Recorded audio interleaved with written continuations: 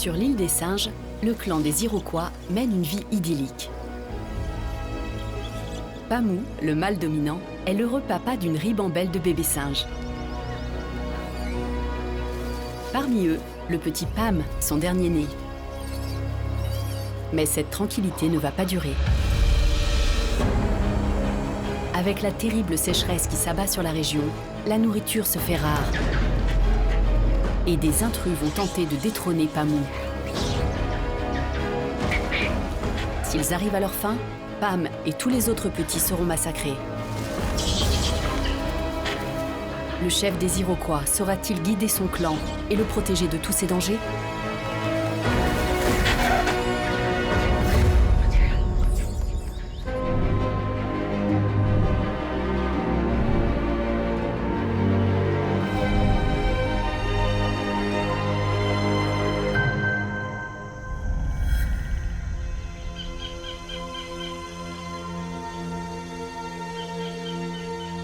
Au centre du Sri Lanka, la forêt abrite les vestiges d'une ancienne cité.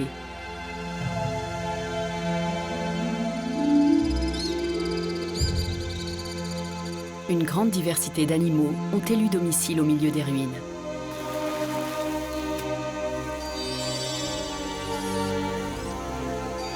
C'est le cas de cette famille qui y mène visiblement une vie plus que paisible.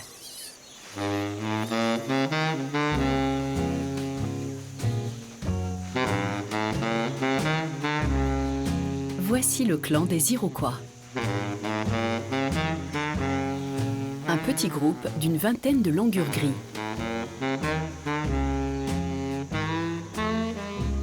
Et le moins qu'on puisse dire, c'est qu'ils ne sont pas du genre à stresser. Ils passent le plus clair de leur temps à ne rien faire. Ces anciens murs sont l'endroit idéal pour se prélasser.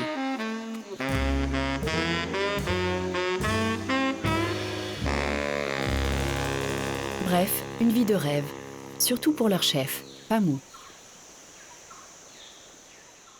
À 8 ans, il est en pleine force de l'âge. Il est le seul mâle adulte du groupe. Il règne sur le clan depuis environ 1 an. Il dispose d'un harem de 9 femelles. Il est le géniteur de tous les petits.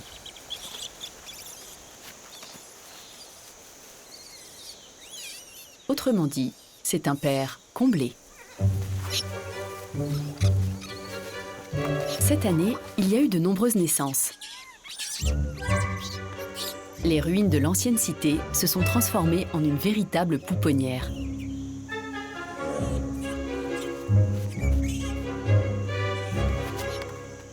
Mais Pamou n'est pas vraiment ce qu'on peut appeler un père attentionné. Il a fait sa part du travail et n'a pas l'intention d'intervenir davantage. Pour le reste, c'est aux femelles de s'occuper des petits. Nisha vient d'avoir son premier bébé et découvre les joies d'être maman. Le petit Pam n'a que 5 semaines. C'est la version miniature de son père, qui, pour le moment, l'ignore royalement.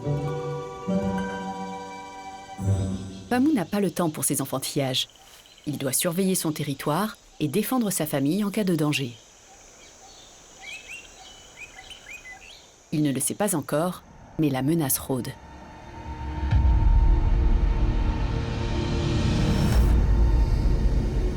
À 5 km de là, 3 jeunes mâles viennent de quitter leur groupe. Ils doivent maintenant trouver une nouvelle famille pour pouvoir s'accoupler avec des femelles n'ayant aucun lien de parenté avec eux. La troupe des Iroquois serait idéale pour eux, vu qu'elle ne compte qu'un seul mâle. Sans compter qu'à 3 contre 1, ils ont toutes leurs chances.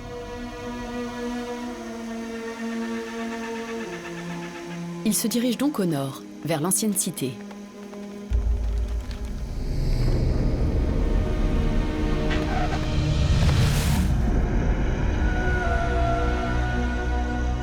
Les Iroquois ignorent encore qu'un danger les menace.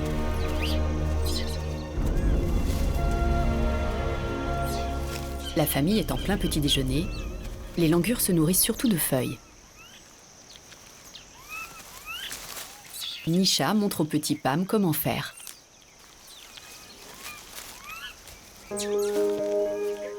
Il commence tout juste sa diversification alimentaire. Il sera totalement sevré à l'âge de 8 mois et il ne mangera plus alors que des végétaux. Sa mère, Nisha, a une préférence pour les pousses fraîches, mais comme le reste du groupe, elle se contente de ce qu'elle trouve.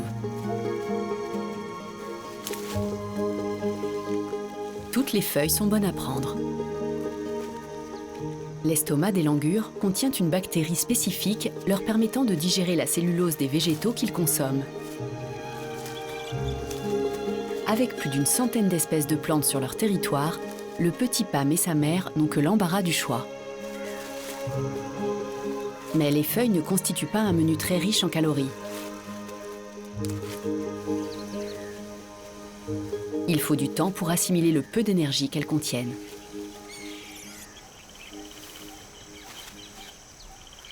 Le mieux est donc de se reposer pendant le long travail de digestion.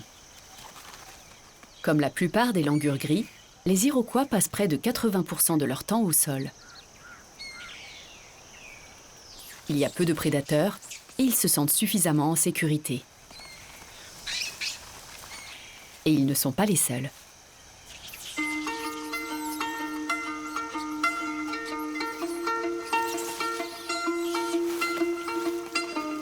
Voici le clan du roi Corom, un grand groupe de 40 macaques à toque avec qui les langurs partagent leur territoire.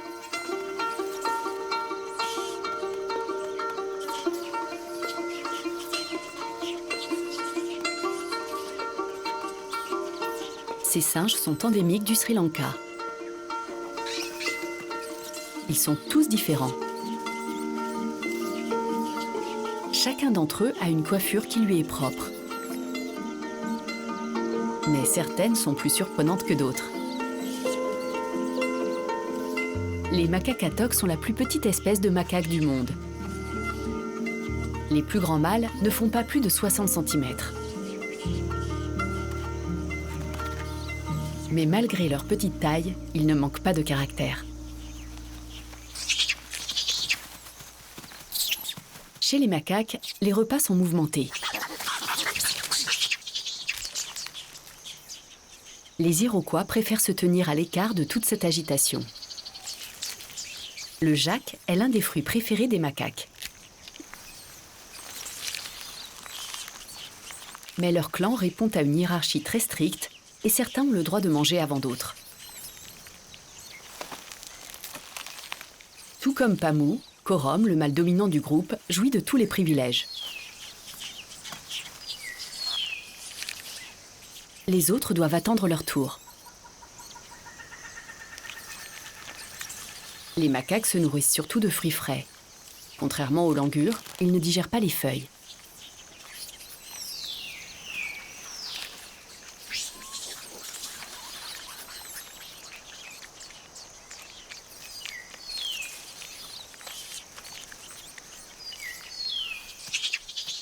Même une fois rassasiés, hors de question d'abandonner des restes.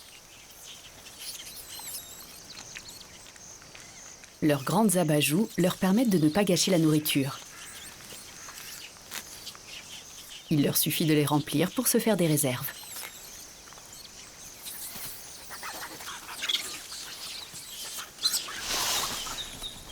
Plus tard dans l'après-midi, les langurs sortent de leur torpeur pour une nouvelle collation de feuilles.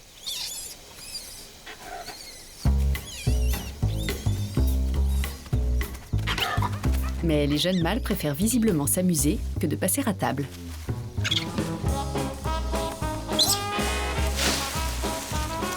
Le jeu tient un rôle essentiel dans leur développement. Il leur permet de travailler leur agilité, de se sociabiliser et de développer leur technique de combat.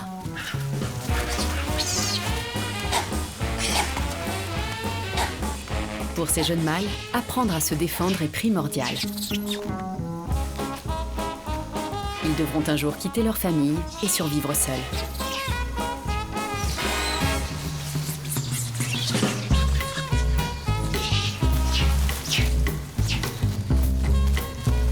Nisha tient le petit Pam à l'écart de ses aînés turbulents.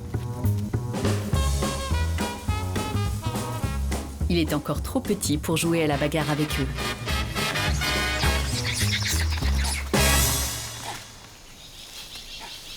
À seulement 5 semaines, Pam est encore un gros bébé.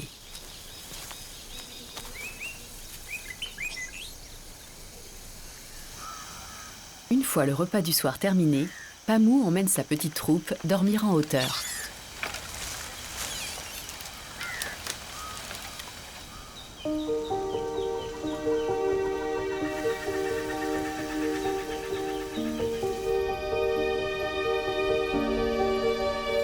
Ils passent toute leur journée au sol, mais le soir, mieux vaut se mettre en sécurité dans les branches.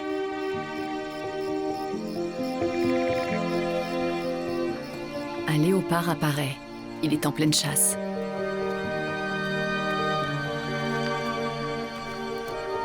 La cime des arbres est l'endroit le plus sûr. Le roi Pamou a droit à la meilleure place, c'est-à-dire la plus élevée. Nisha s'installe juste en dessous avec son petit.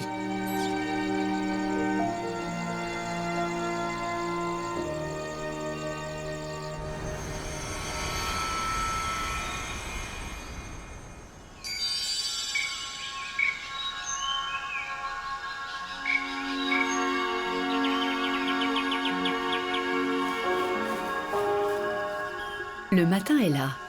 Les Iroquois viennent de se réveiller. Ils ont la chance de pouvoir prendre leur petit déjeuner sur place.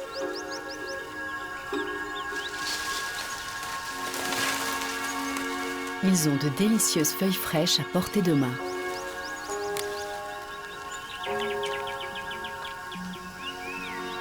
À la mi-mai, la végétation est luxuriante. Grâce aux pluies de la dernière mousson, les arbres sont couverts de feuilles.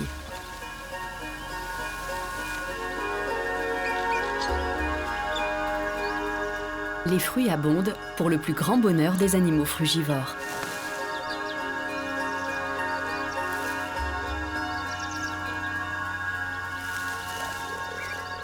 Certains, comme le colombard pompadour, les avalent tout ronds. L'écureuil géant de Ceylan, lui, préfère prendre le temps de les savourer.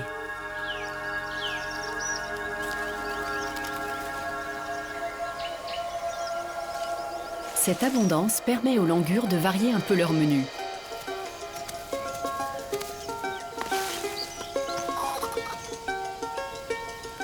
Les fruits représentent environ 20% de leur alimentation. Ils viennent justement de repérer un magnifique ficus racemosa couvert de figues. Nisha et Pam se joignent au festin. La plupart des figues ne sont pas encore mûres, mais elle sait très bien comment les choisir.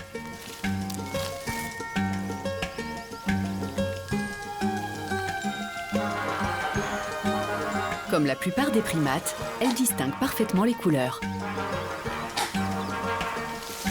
Les figues mûres sont celles qui sont rouges.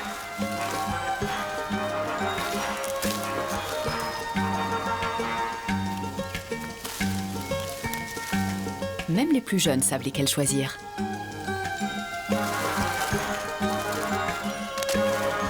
Les figues sont un mets de choix.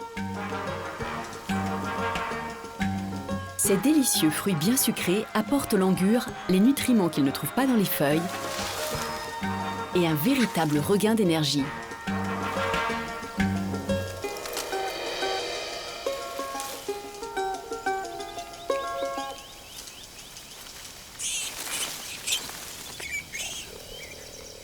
Cette profusion de nourriture fait du territoire des Iroquois un véritable paradis qui risque de faire des envieux.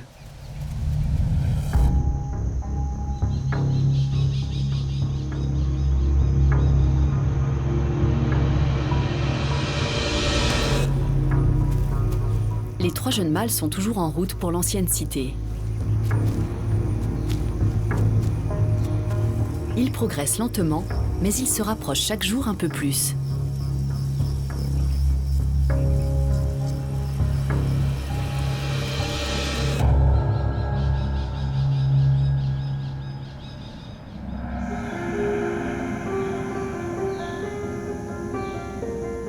Nous sommes début juin, au milieu de la saison sèche.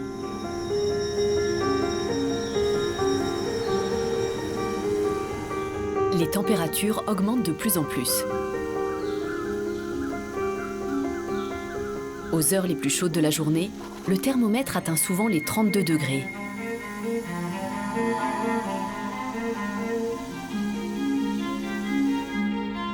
Heureusement, les matins sont plus frais. C'est donc à cette heure que l'on croise le plus d'animaux. Des groupes de cerfs axis viennent brouter l'herbe fraîche. Un écureuil géant de Ceylan grignote des feuilles.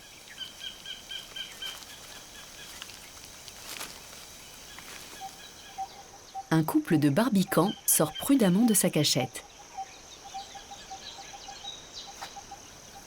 Ils se font le plus discret possible.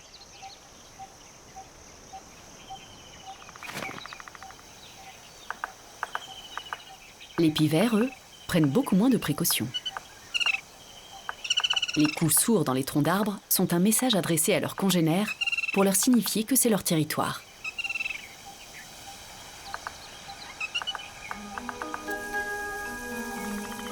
D'autres animaux préfèrent au contraire faire profil bas. Ce petit lézard se fond dans le paysage afin d'échapper à ses prédateurs. Une famille de calaos affamés est justement au-dessus de lui.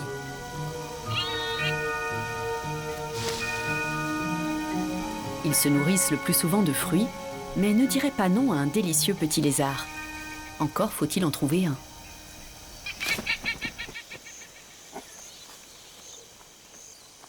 Les Iroquois ont fini leur petit déjeuner et ont repris leur activité préférée, le farniente.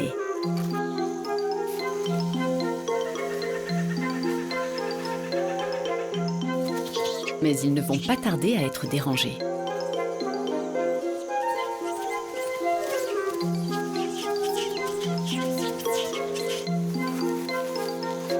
La cour du roi cherche elle aussi un endroit pour se détendre.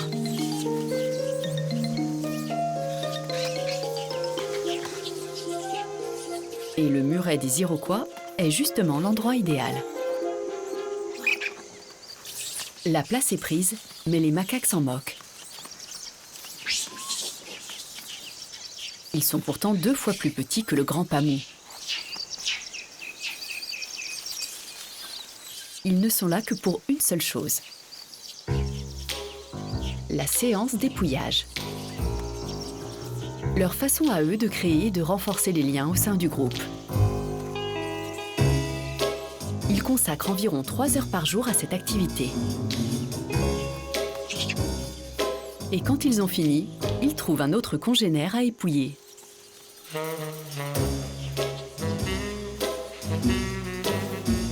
L'épaisse fourrure des langurs est une véritable aubaine pour eux. Et ils ne prennent même pas la peine de leur demander leur avis. Même Pamou se laisse faire sans broncher. Finalement, ce n'est pas si désagréable. On ne sait pas vraiment quel intérêt en tirent les macaques.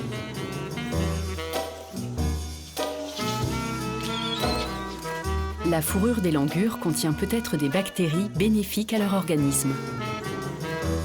À moins que ce ne soit une méthode pour les amadouer.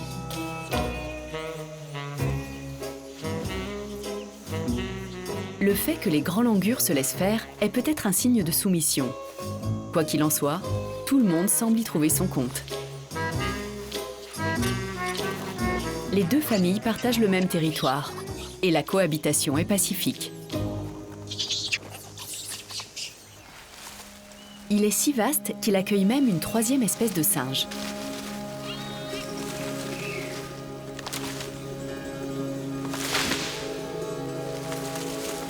Au-dessus de leur tête, une famille de semnopithèques blanchâtres s'est installée au sommet de la canopée.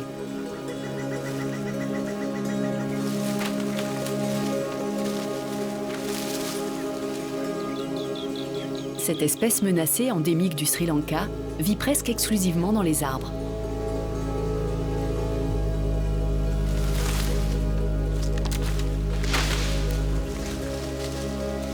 Grâce à leurs longs membres très souples, ils sautent de branche en branche sans aucune difficulté. Ces habitants de la canopée ne descendent de leurs arbres que lorsqu'ils y sont obligés. Ils y trouvent tout ce dont ils ont besoin.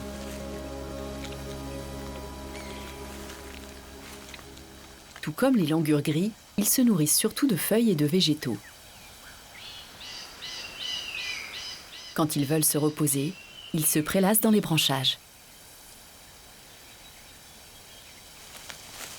Mais pour ces 3 espèces, la période d'abondance touche à sa fin.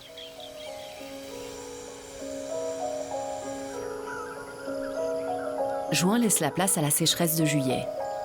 La forêt commence à jaunir.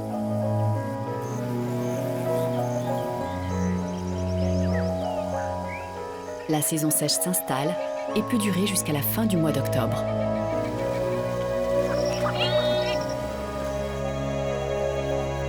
De longs mois sans pluie, une période d'autant plus difficile que les arbres tropicaux ne fleurissent qu'après avoir reçu énormément d'eau.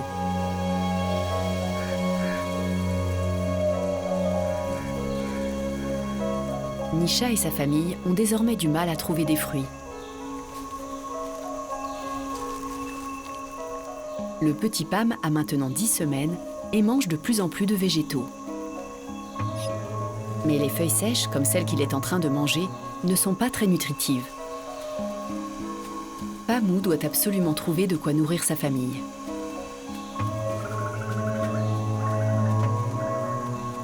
Nisha et les autres dépendent de lui.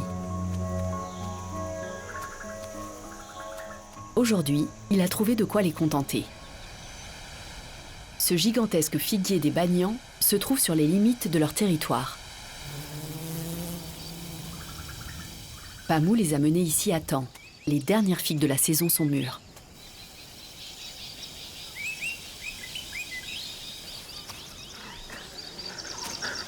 Mais le clan des macaques est déjà dans l'arbre en train de faire ses réserves.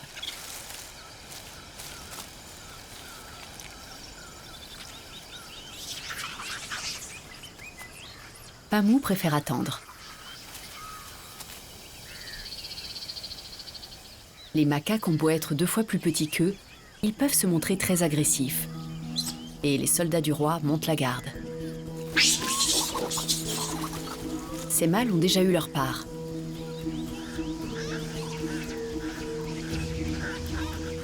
Ils s'assurent maintenant que le reste du groupe mange à sa faim.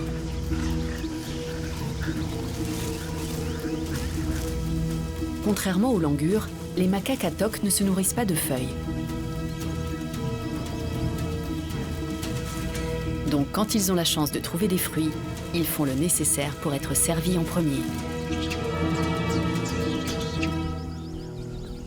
Pamou sait d'expérience qu'il vaut mieux éviter les conflits et attendre patiemment son tour. Les macaques prennent leur temps, mais après tout, rester assis sans rien faire est la plus grande spécialité des langurs.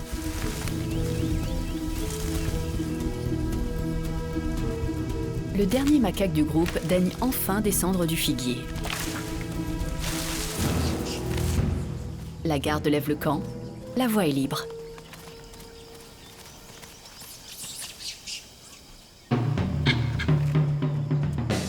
Animé d'une énergie soudaine, Pamou se précipite dans le figuier. Grâce à leurs longues pattes et leur souplesse, les langurs bondissent à plus de 5 mètres dans l'arbre en un éclair. Quand ils veulent, ils peuvent être très rapides et très agiles.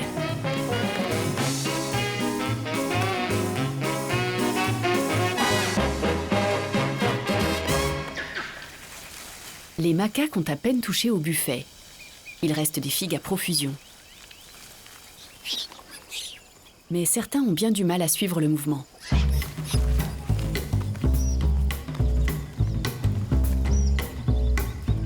Le petit Pam n'est pas encore très doué en escalade.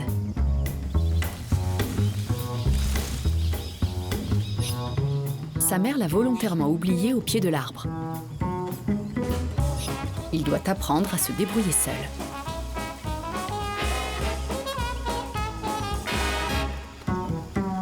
Presque. Mais ce n'est pas encore ça.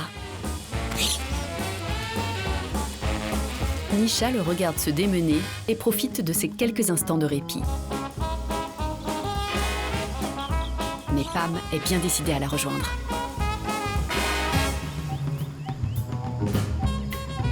Et pour cela, il est prêt à tout, quitte à opter pour la solution la plus improbable.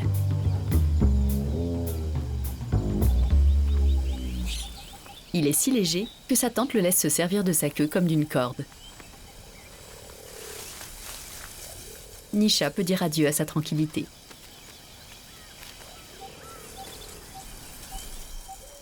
Une fois l'estomac bien rempli, les Iroquois s'installent sur leur muret préféré pour digérer.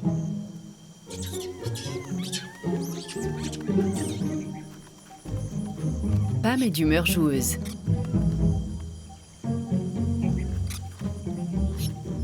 Mais sa mère ne semble pas partager son enthousiasme. Heureusement, il a un demi-frère qui a à peu près le même âge que lui. Ils manquent encore tous les deux de coordination et s'en mêlent un peu dans leurs mouvements avec leurs longues pattes. Comme à son habitude, Pamou, leur père, monte la garde. Et il a justement repéré un danger. Les 3 jeunes mâles viennent d'entrer sur son territoire. Pamou leur lance un regard d'avertissement pour leur faire comprendre qu'il est ici chez lui et qu'ils ne sont pas les bienvenus. D'autant plus qu'il se montre d'emblée agressif. Si les 3 mâles attaquent et détrônent Pamou, ils tueront tous ses petits.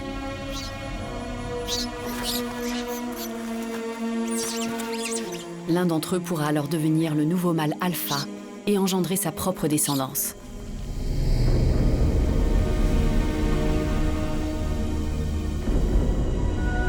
Mais Pamou est plus fort, et de par son âge, c'est un combattant plus expérimenté.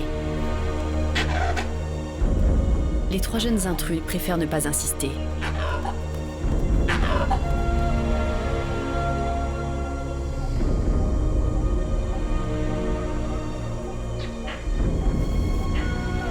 Le petit Pam ne risque plus rien, du moins pour l'instant.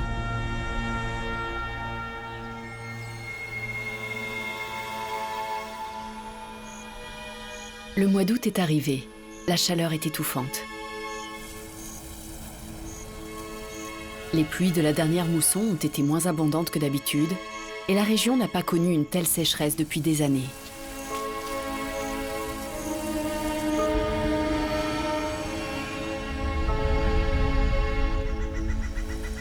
En haut des arbres, les feuilles se font de plus en plus rares et les semnopithèques blanchâtres ont bien du mal à rester hydratés.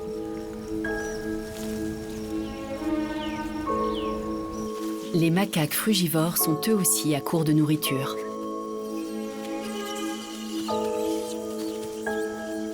La sécheresse a déjà fait une première victime.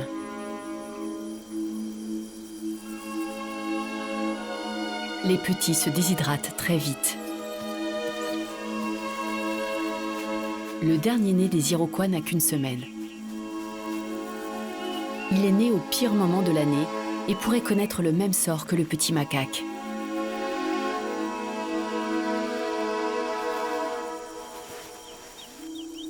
Nisha et le petit Pam attendent que Pamou leur trouve un endroit où ils pourront manger et boire.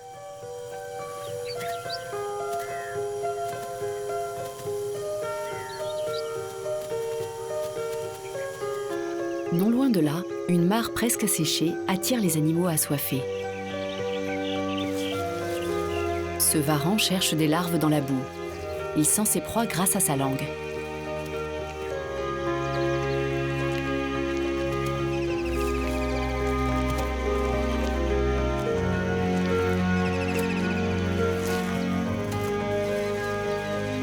Des centaines de lotus survivent dans la boue. Cette plante aquatique pousse d'ordinaire dans l'eau. Elle s'adapte à la sécheresse en stockant l'humidité dans ses racines.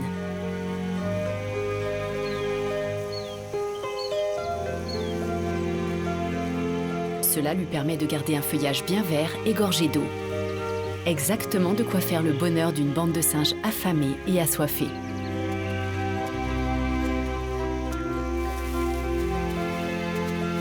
Mais une fois de plus, les langurs se sont fait devancer.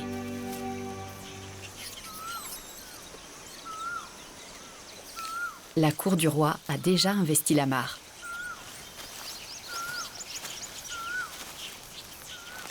Il s'intéresse surtout aux racines gorgées d'eau des lotus.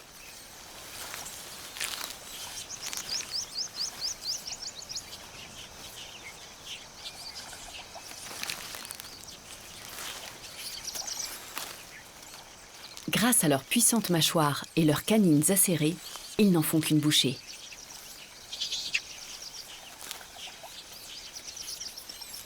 Mais les déterrer n'est pas une mince affaire, et ils ne sont pas du genre à partager.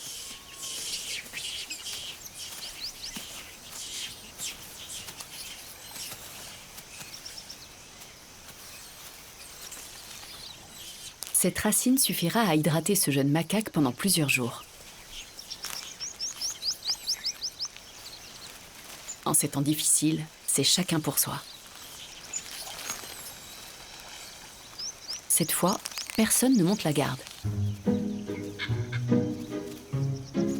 Les langurs se jettent sur l'occasion.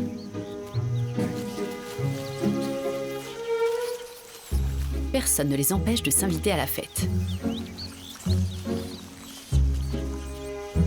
Il faut dire qu'ils ne mangent pas la même chose que les macaques. Pamou ne s'intéresse pas aux racines, mais aux tiges et aux grandes feuilles des lotus.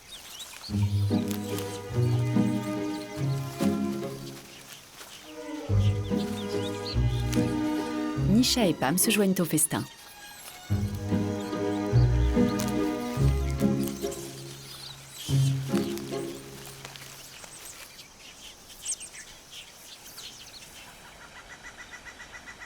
Les semnopithèques sont eux aussi partis en expédition pour apaiser leur soif.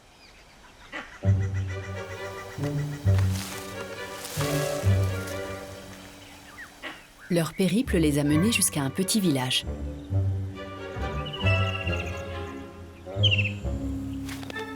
Ils ont repéré un grand réservoir d'eau. Cette oasis de fraîcheur est bien tentante. Mais s'ils veulent l'atteindre, ils vont devoir descendre de leur arbre. Ce qu'ils ne font jamais.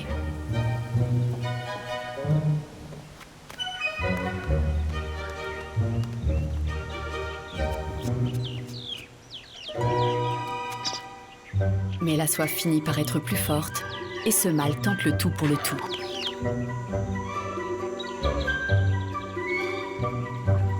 Il est totalement vulnérable. Il comprend très vite comment se servir de sa main pour boire.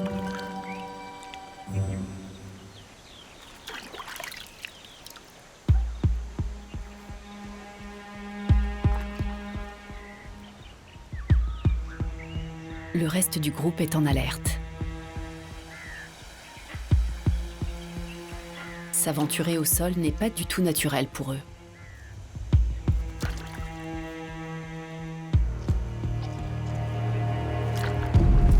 Une femelle finit par trouver le courage de descendre, elle aussi, de son refuge.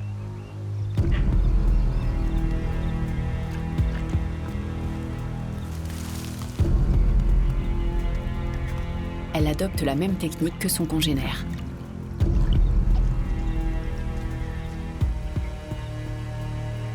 Leurs camarades n'ont pas le temps de faire de même. Le couple prend soudain peur et retourne se réfugier dans les arbres.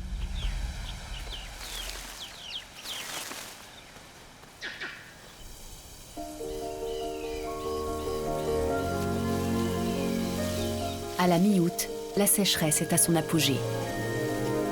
La température atteint les 40 degrés et les habitants de l'ancienne cité ont bien du mal à se rafraîchir.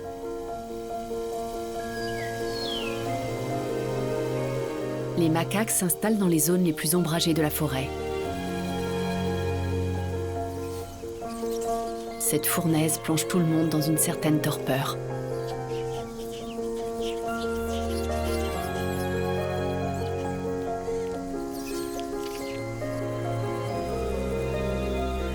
les langurs se dépensent eux aussi le moins possible. Leur épais pelage de couleur claire est un véritable avantage. Il les isole de la chaleur et les protège du soleil.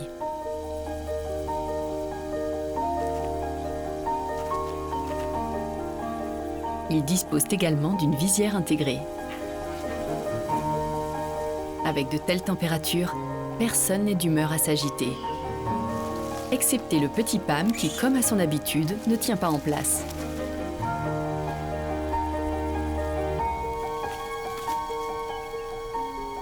Contre toute attente, le dernier né du groupe est encore en vie.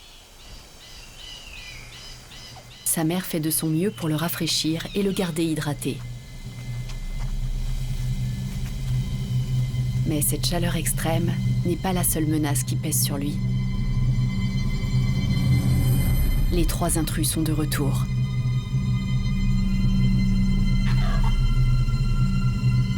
Pamou leur lance un regard d'intimidation. Mais cette fois, ils sont visiblement déterminés à en découdre et se dirigent droit vers le groupe.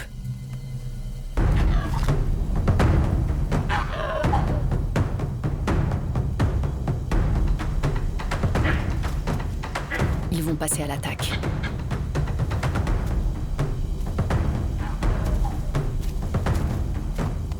Pamou a 2 options. Fuir ou se battre.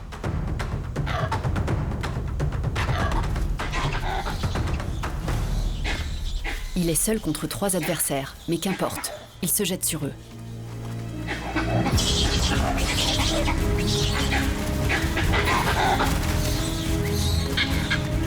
C'est la panique générale. Nisha s'enfuit avec Pam. Toutes les femelles mettent leurs petits à l'abri.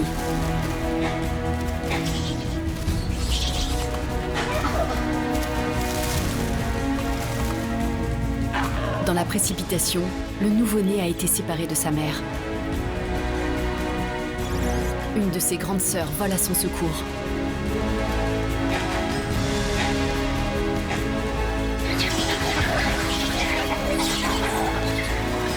Elle comprend qu'elle doit le mettre en sécurité.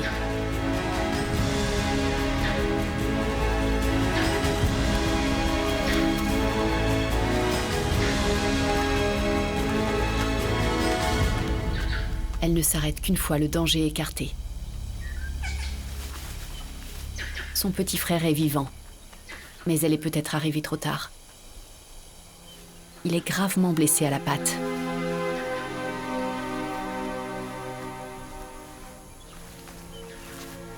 Il respire encore, mais il est très faible. Elle ne peut que le bercer en attendant sa mère.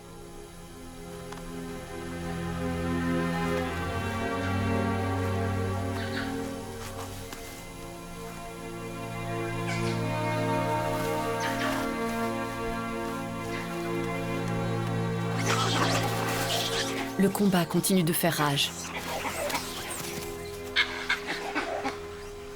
Pamou charge une dernière fois ses adversaires, qui finissent par battre en retraite.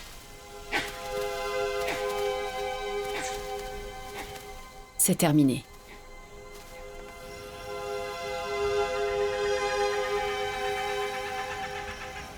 Encore tremblants, les langurs se regroupent. Nisha et Pam sont sains et saufs.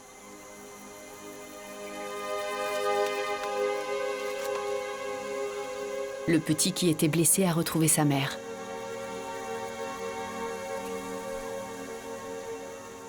Il respire à peine. Il ne survivra pas.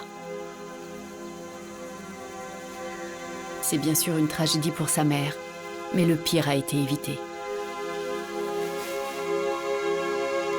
Si Pamou avait perdu le combat, les intrus auraient tué tous ses petits.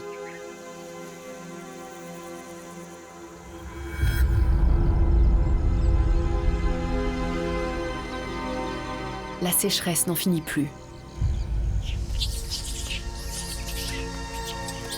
Un calme inhabituel règne sur l'ancienne cité. Tout le monde attend désespérément la pluie. Les semnopithèques sont de retour.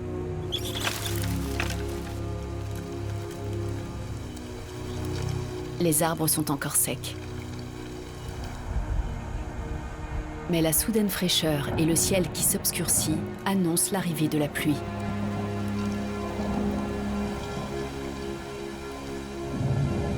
Un orage se prépare.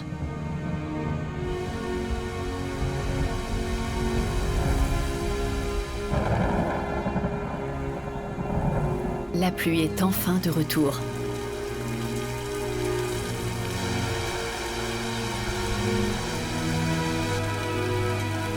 En seulement quelques heures, plus de 50 mm s'abattent sur les sols asséchés.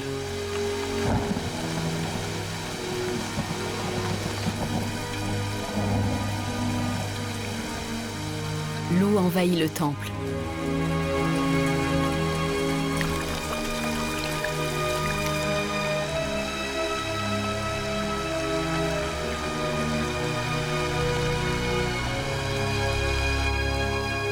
Pamou emmène sa famille se réfugier dans un arbre en attendant la fin de l'orage. Leur pelage les protège aussi de la pluie et du froid.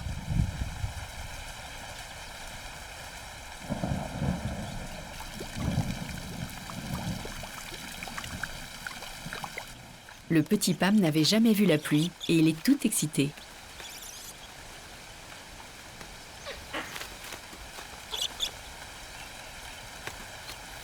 Mais sa mère ne semble pas vraiment apprécier cette douche forcée. Contrairement aux macaques, les langurs n'aiment pas l'eau.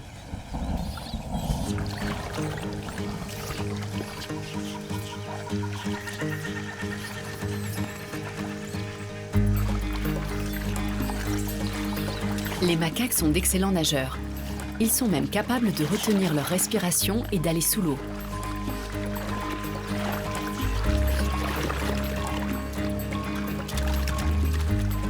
Ces derniers ne se contentent pas de barboter. Les jeunes ont trouvé un nouveau jeu.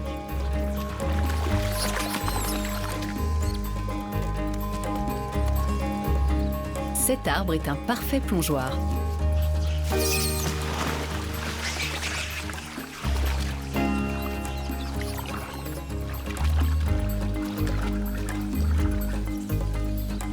Rien de tel pour se rafraîchir et nettoyer son pelage. La sécheresse n'est plus qu'un mauvais souvenir.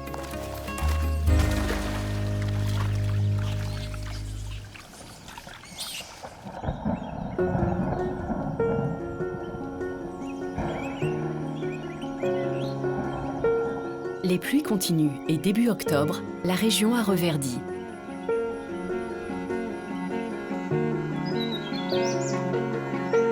La végétation est de nouveau luxuriante dans l'ancienne cité. Les plans d'eau reprennent vie. Les lotus ont retrouvé leur splendeur, les transformant en une magnifique oasis fleurie.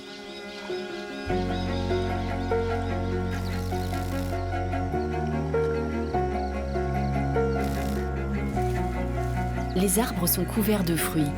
Les macaques n'ont plus que l'embarras du choix.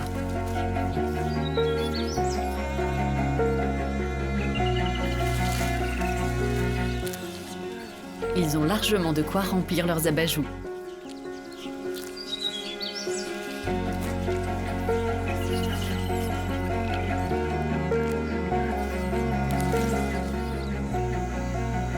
Dans la canopée, les discrets semnopithèques blanchâtres ont de nouveau des feuilles bien fraîches à profusion. Plus besoin de se risquer à descendre de leur refuge.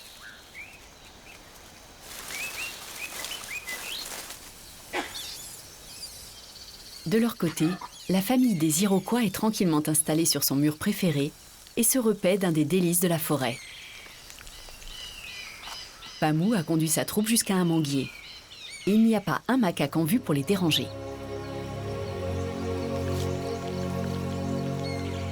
Le petit Pam a maintenant 4 mois. Le groupe a connu une saison très difficile, mais il a survécu. Son père Pamou a réussi à repousser les intrus qui voulaient le détrôner et à protéger sa famille. la vie a repris son cours et le calme règne de nouveau sur l'ancienne cité. Quant aux autres membres du groupe, ils ont retrouvé leur activité favorite.